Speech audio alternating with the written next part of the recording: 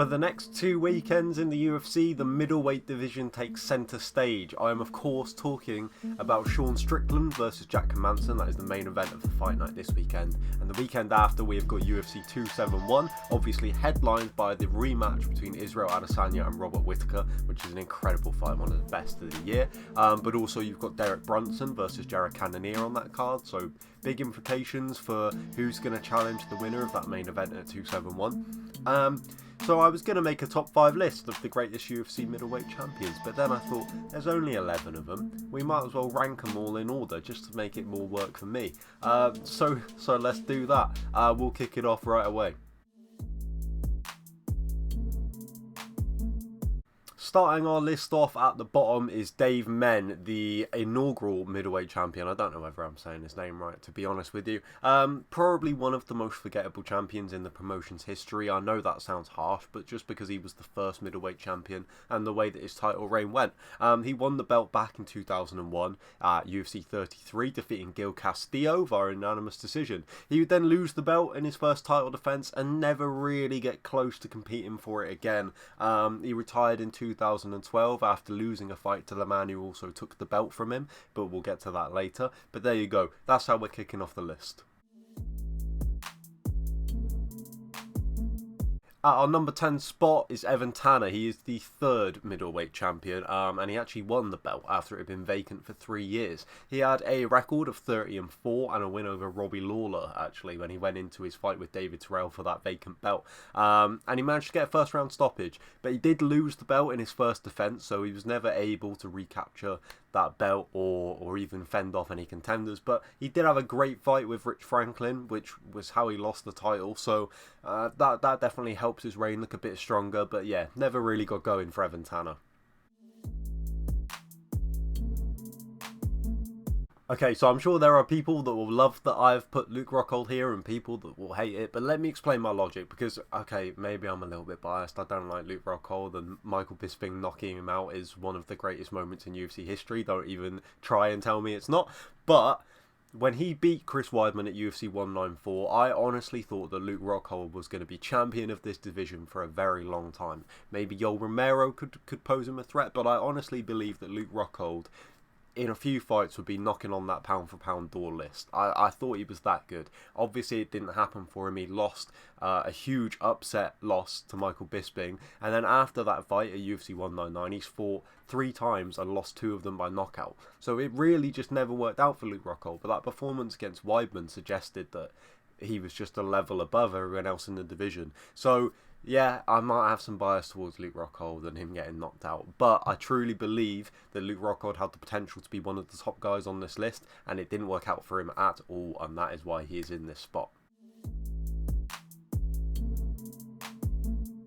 At number 8, we've got the great George St Pierre. Again, this is not a biased thing with Bisping for the fact that he dethroned Bisping. I have logic behind this, and I shall explain that now. Obviously, him coming back and winning the belt, Madison Square Garden against the Hall of Famer in Mike Bisping, incredible. It truly was. I love George St Pierre, so it was a beautiful moment. That being said, he never defended the title, and that would have been a big thing for him. Obviously, he held it for a bit and then vacated it. If we were talking about greatest fighters to ever hold the belt, sure. GSP's resume speaks for itself, but we're talking greatest champions. He won that belt and never defended it and then vacated it. So you can't compare him to guys that have defended that belt. That's just my logic of how I'm looking at this. You might agree, you might disagree. Let me know in the comments if you would have had GSP higher. But for me, title defenses have to rank above anything else. There you go. At number 7, an elite grappler in Murillo Boostamante, who became the second ever middleweight champion, by beating Dave Men, and then he defended his belt in that highly controversial fight with Matt Lindland. If you've not seen that fight with Matt Lindland, it is a crazy watch. I will quickly summarise what happens. He submits Matt Lindland very early on. Referee Big John McCarthy stops the fight, and Matt Lindland instantly protests, saying he didn't tap. He very much did. But Big John McCarthy, in the heat of the moment, restarts the fight, only for Matt Lindland to get submitted again. It is an incredible fight to watch, I assure you. It's one that you've definitely got to go back and find if you haven't ever seen it. So Bustamante did get a title defense. That's why he's in this spot, because he did also vacate the title. He never actually lost it. He went to Pride in 2002, which left the belt vacant until 2005 when Evan Tanner picked it up. So Bustamante, title defense, never actually got beat for his belt. There you go. Number 6, Michael Bisping. This hurts to do, but if I'm following my logic from where I've put Luke Rockhold and George St Pierre and Bustamante, I have to put Bisping here. Don't get me wrong, the fighters above him are all incredible fighters, so it's tough to argue where Bisping could fit in. He did get that title defense. Obviously, some people say it's controversial. Michael Bisping won that fight. Do not tell me different. I know it was in Manchester, but that did not sway it.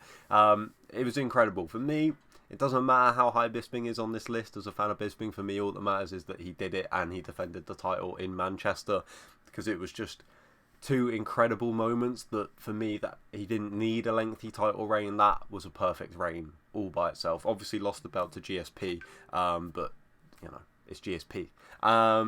So yeah, Mike Bisping comes in at number 6, but for me, number 1. At number 5, we've got Bobby Knuckles. So 2 things I should say before we talk more about Bobby Knuckles. He never actually won the full title. He was interim champion and then got promoted when GSP decided to vacate the full title. But that first fight with Yoel Romero, if you're telling me he doesn't deserve to be middleweight champion off the back of it, considering GSP never defended his belt, he's the full champion. Let's just be honest. And secondly, his first and only title defense is kind of an awkward one. It technically isn't a title defense because Yoel Romero missed weight for their rematch, which means he wasn't eligible to win the title. But it was a title defense. Yoel Romero was absolutely terrifying, as he proved in that rematch. And I know that it was controversial which way the fight went, but for me, I kind of had Robert Whittaker winning that fight. I have watched it back and I can go either way on it, honestly. It's that close. But for going through that war and getting 2 wins over Yoel Romero in that period of time is an incredible feat on its own, But yeah, obviously, fights for the belt again at UFC 271 after going back and rebuilding himself. So we could have another chapter in the title reign of Bobby Knuckles. That would be absolutely incredible if he is able to turn this around. And maybe that would influence where he would be on this list. You never know. Okay, Rich Franklin. Unfortunately for Rich Franklin, he was around at the same time as a certain other great middleweight. But before his arrival, there was no doubt that Rich Franklin was the best middleweight champion the UFC had ever seen. Obviously, he beat Evan Tanner back in 2005 and picked up 2 title defenses over Nate Quarry and David Loiseau. I don't know if that's how you say that, so apologies to David. But he broke the record for consecutive title defenses at middleweight. And after he lost the belt, which we will talk about, he obviously came back and fought for the belt again. So I think that helps. It wasn't a fluke that he was the middleweight champion. He got title defenses, came back, challenged for the belt again. Okay, he was unsuccessful, but as I said, he was just unlucky to kind of share his era, well, most of his era anyway, with an incredible champion that obviously we're going to talk about later. That is no surprise to literally anyone.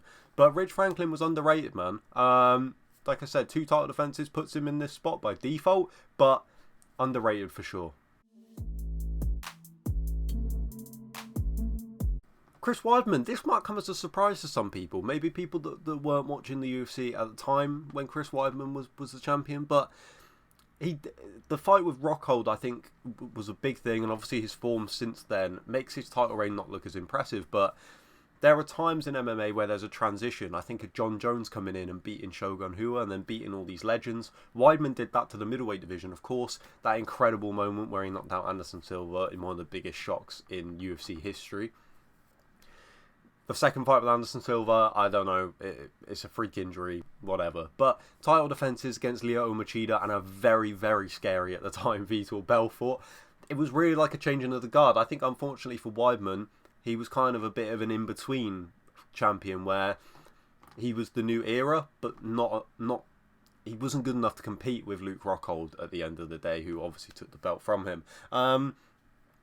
But it was a very good title reign. I thought until Luke Rockhold started putting together those wins that got him to that title shot, I thought Chris Weidman was a great champion, and I saw him going on a bit of a John Jones run. I'm not talking to the level of John Jones, don't be silly, but where he was taking out all these legends from the division. In the end, it didn't need to happen because Luke Rockhold came along and did a lot of that for him and then took him out as well. And obviously, Weidman never got back to title contention, even though I think he got unlucky, but whatever. We'll talk about Weidman's career another day, I'm sure. But yeah, Chris Weidman, an underrated middleweight champion that, you know, deserves respect.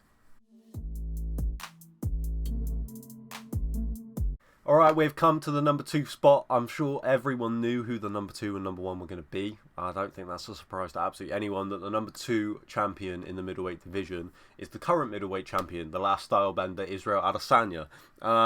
His run at middleweight has been nothing less than incredible. I don't need to tell you that. He debuted in the UFC in 2018 and was the champion by the end of 2019. Enough said. Clinic against Robert Whittaker to win the belt. One of the best title fight performances I've ever seen. And his reign got off to a weird start with that win over Yoel Romero. And I remember people were thinking, is Adesanya not... I mean, I say some people. People that don't watch MMA that much were like, he's not as good as I thought he was. Goes out there, beats Paulo Costa in the way that he does. Incredible. Another clinic. And then Marvin Vettori, just not even a close fight, an absolute shutout. And obviously, he's still the middleweight champion. So there's a lot of room to grow here. Obviously, if he can beat Robert Whittaker at UFC 271...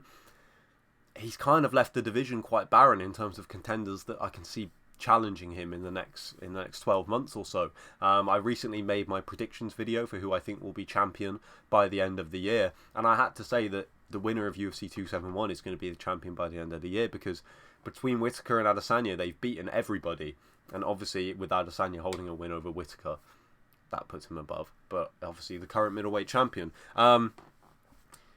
Israel Adesanya, is a great champion. It's just unlucky for him that he is not the middleweight champion.